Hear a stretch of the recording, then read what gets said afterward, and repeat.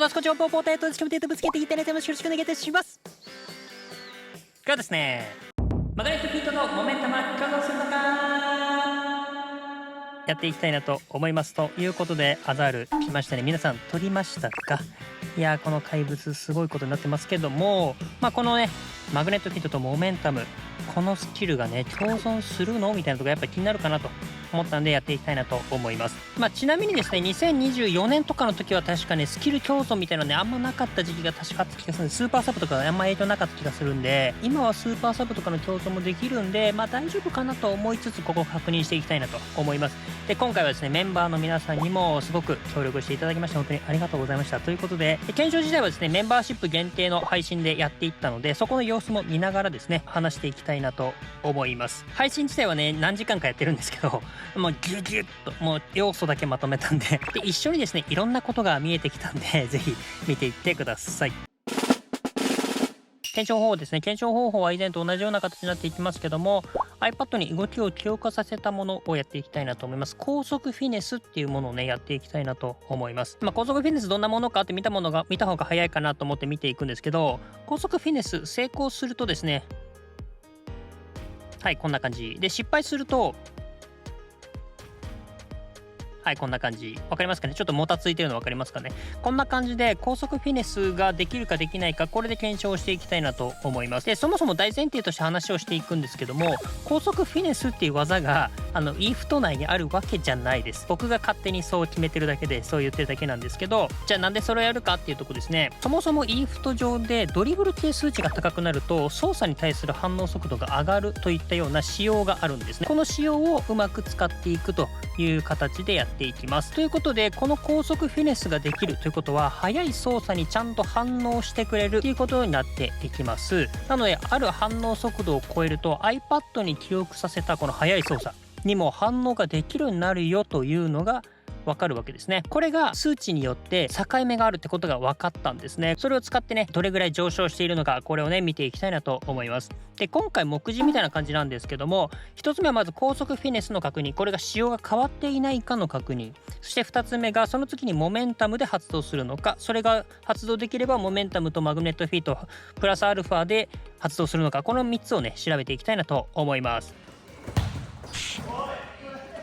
ということで、まずはですね高速フィネスの確認からやっていきたいなと思います。以前通りね高速フィネスがそもそも存在するのか、これをやっていきましょう。配信の映像を見ていきたいなと思います。ドリブル88、ボールキープ87でしょ。前回の仕様のままだとこれでも高速フィネス出るよねって話なんだけど、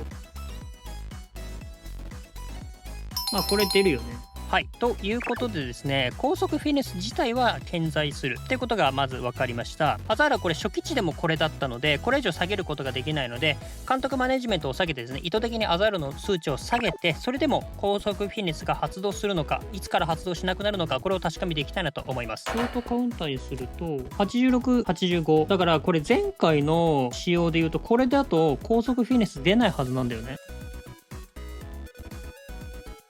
ほら、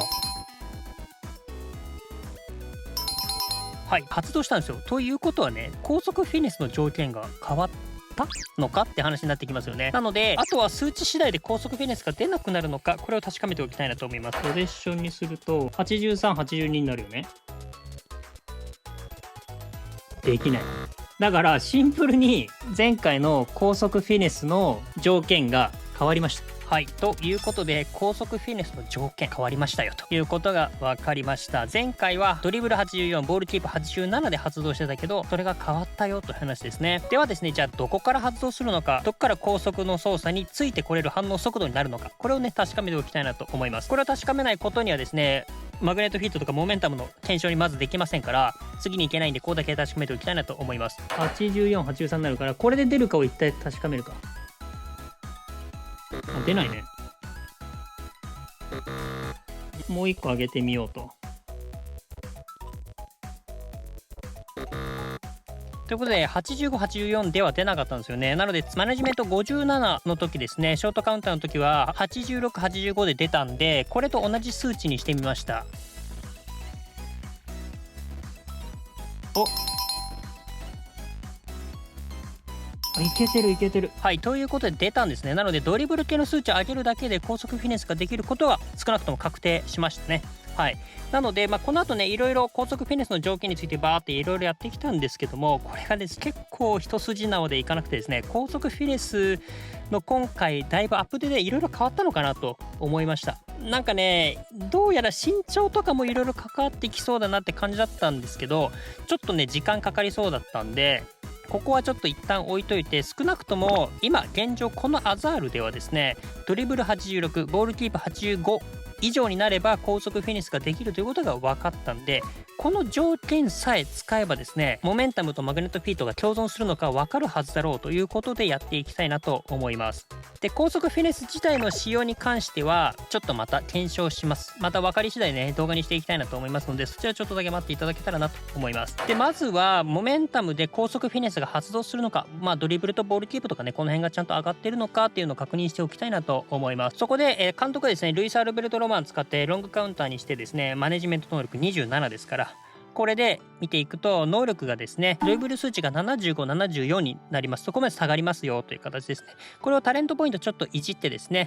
こんな形にしてですね、ドリブル86、ボールキープ85から見るとマイナス6の状態ですね。これでちょっと検証1回していきます。で、モメンタムの上昇値が以前までのね検証で言うとプラス6っていうのが分かってますから、プラス6のままであれば、ここが仕様変更されてなければ、この状態でもアタッキングサードに入れば高速フィニッシュができるであろうというところでやっていきました。で、ちなみになんですけど、アタッキングサードについて皆さん分かっていますでしょうか。アタッキングサードというのはこの画面でいうとここですね、デフォルトの芝生でいう6本分になります。結構広いですよね。なのでこの中でやった時にモメンタムが発動するという形になっていきますので、それを踏まえた上で確かめていきましょう。まずはアタッキングサードじゃないところで確かめていきます。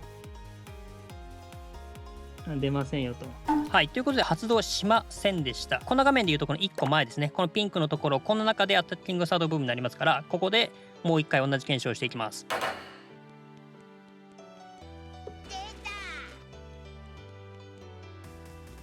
出る。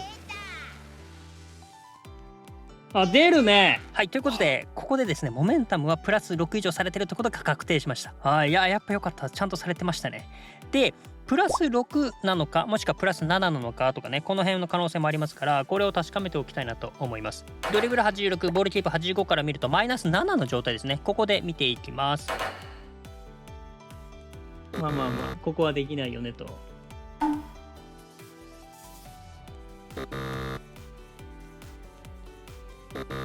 出ませんでした。ということはモメンタムの上昇値はプラス6でも確定だという形になりました。いや、ここも変わってなくてよかったですね。で、あとはマグネットフィードで上がるのか、これをねやっていきたいなと思いますけども、数値ドリブルとボールキープの数値はこのままマイナス7の状態で、ここにマグネットフィードが追加されたらできるはずだろうというところでやっていきたいなと思います。結論まで一気に見ていきましょう。調子は普通で固定ですね。これで一旦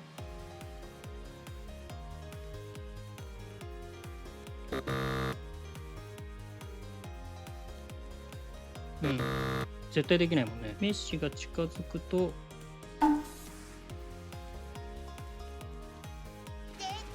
いけてる、いけてるぞ。結論、マグネットフィートとモメンタムドリブルは共存するとします。うわーうわーはい、ということで共存するぞということが分かりました。おー、よかったということでですね、おそらくモメンタムプラス6で仕様が変わってないことを考えると、マグネットフィートもプラス2されてるだろうなという形になっていきます。なのでおそらくプラス8とかされて、今回アタッキングサードで敵が近くにいればですね、高速フィネスができる状態になったんじゃないかなと思います。あとここからちょっとおまけみたいな形にもなっていくんですけども、このプラス2っていうところもちょっと確かめる意味も込めてですね、さらにちょっとやってきました。ドリブル数値をですねマイナス11状態ですね。この状態でもモメンタムとマグネットフィート、敵が3人近くにいればですね、理論上はプラス12になってるはずなんで、なのでこれでもできるんじゃないか、これやっていきたいなと思います。まずはマグネットフィート、敵2人の状態ですね。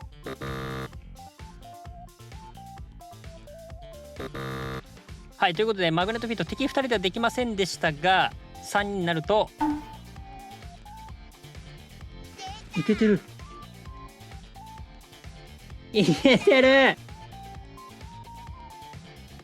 いけてるいけてるぞーいけてるぞはい、ということで今日のねちょっとまとめておきますけども、モメンタムとマグネットフィートは共存するということ、そしてモメンタムの上昇値はプラス6だということ、そしてマグネットフィートの上昇値は1人につきプラス2であろうという形ですかね。はい、ということが分かったんじゃないかなと思います。この後はですねメンバーシップとちょっとだけねフレマとかしながらねいろいろやってましたけども、その様子も見ながら終わりたいなと思いますけども、理論上ですねプラス最大14ですね。マグネットフィートでプラス2で4人まで来るんでプラス8までいけるんで、そう考えると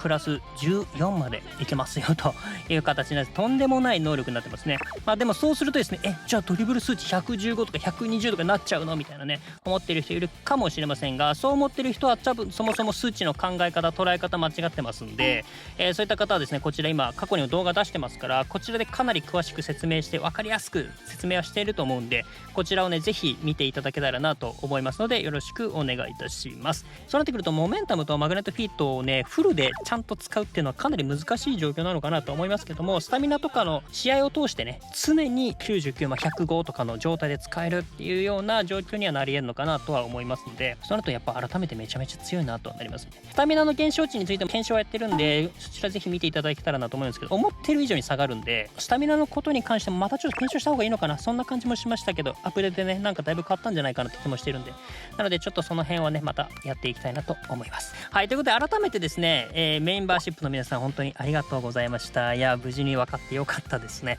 はい、また今後ですねいろいろやっていきたいなと思います。また高速フィニッシュのところとかもねちょっとやっておきたいなと思いますので、今後ともよろしくお願いいたします。はい、ということで今日の動画はこれで終わりたいなと思います。この動画良かった、参考になった、面白かったなと思った方はですね高評価チャンネル登録していただけると嬉しいです。ということでまた次回の動画でお会いしましょう。バイバイ。